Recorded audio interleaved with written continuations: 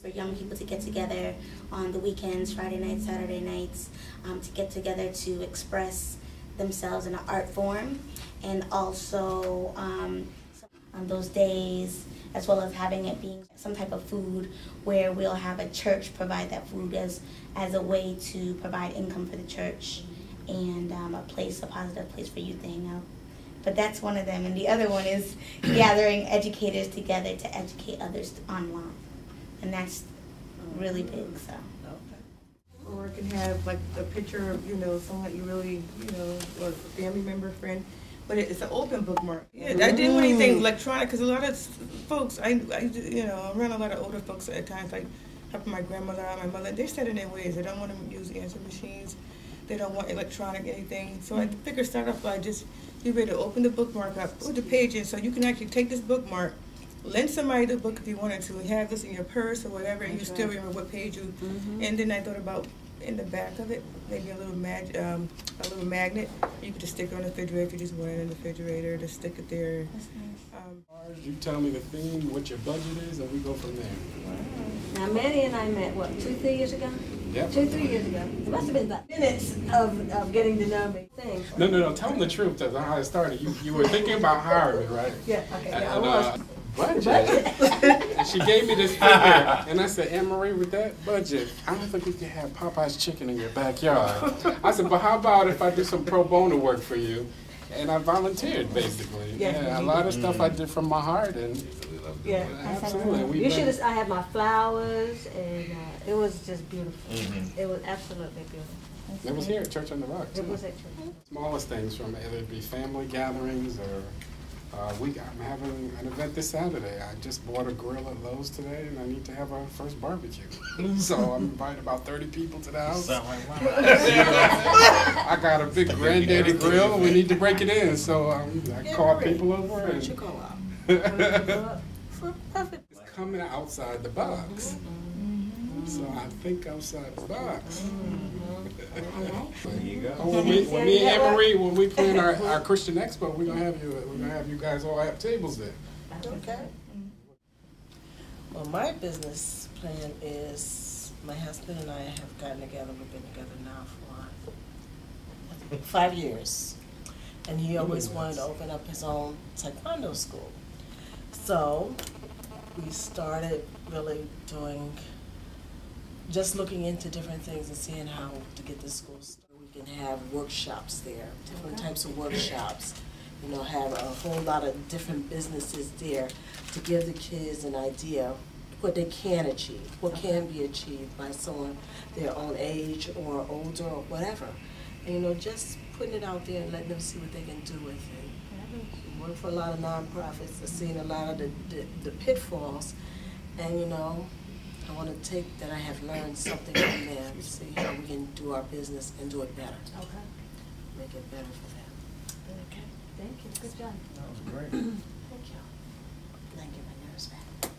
Hearing everybody's piece that you're saying, I have always been involved going on, the guy that doesn't mind talking in front of people. And one of the passions I always had, and it started with my children. I was never able to be at their school for those parent-teacher days because I'm always working. So for Black Game Show with the kids, and they had to get together for February, and we had a game show with Black history facts. It was educational, it was fun, team spirit, and it turned out to be a motivational thing I started doing every year. So the motivational speaking, the education arm in there, and telling people you can do it, work together as a team, and I enjoy that. I created my own little game show that I'm going to put together for a sample at the house. I'm sure I'll be there. and there's always, but it's fun because education to me is fun. I have a lot of friends with more degrees than a thermometer, and you meet people with that, but they really don't put it together. They just don't connect.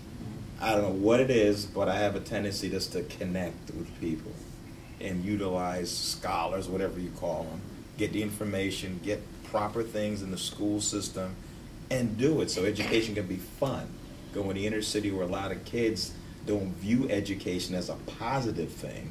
and twist it all around. No, get things that they know and understand that you're going to need in life and use it that way so they can see education as a tool, not as an enemy and not cool. And that's the big thing. I always learn you will do well at it with anything if you enjoy it.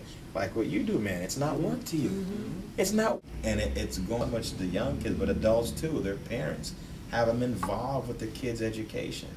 But motivational speaking is one of the things I really want to get involved with and see where it goes from there. And it's a positive thing, and I see a need for it.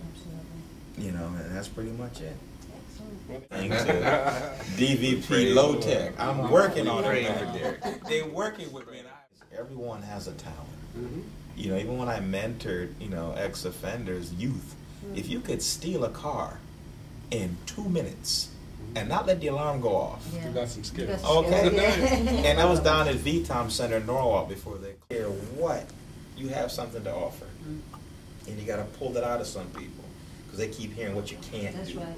Exactly. for so long. You know, and it's the simple things that are going to stick. Exactly. You know, and that's it. And I heard about your class, and I put it off for 2 years, and I'm making it work this year. There you go. You know. I was just gonna throw in about the 3-minute piece, what people remember, and it's not always what people remember that you're gonna make an impact on, but it's the impression that you leave them with.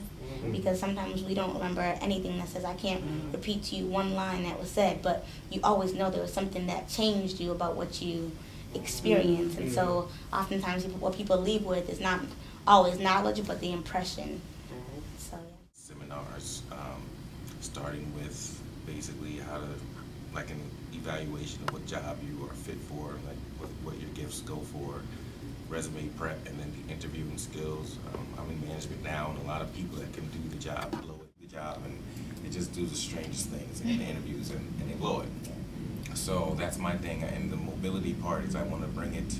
You know, most people can't go to career development seminars and pay the cost and travel here and there, but like if a place, like target places would be like shelters and schools, they already have a room or facility. I come in and do what I need to do there for their people, and then I'm going again. So that's it. And off of that, I started a book for the mobile manager, my concept of mobility.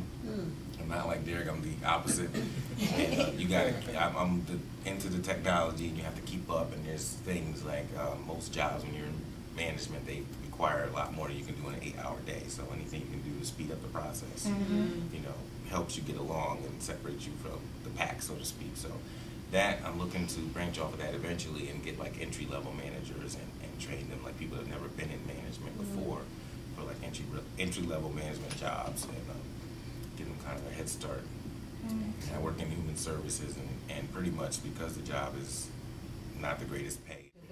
There's value even in what we've done just this far with kind of sharing our own visions for each company, because what I'm hoping that we develop is that and if you see something that's going to be an opportunity for your high-tech or low-tech, do we need to email it to you or call her with the information? Just get her the information, you know? Or if you see a book that you think is going to be important for Lerone as he's working on his mobile management piece, you know, we keep the networking going, and we keep supporting each other. So keep each other's visions in mind as you go throughout the week, and you're going to begin to see things that are just going to come into your purview, into your line of sight as you go throughout these next few weeks, and you're going to remember, okay, yeah, I remember Manny does this. I've got to keep this information for Manny.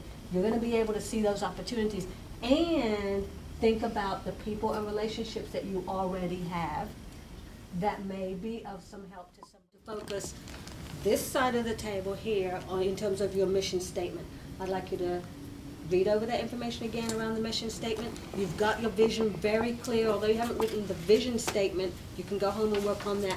But start to think about how you can crystallize all of that and put down a short, concise mission statement for your company, all right? And then I'm going to take the two of you, we're going to go into the back, and I'm going to work with you in terms of formulating what your dream is.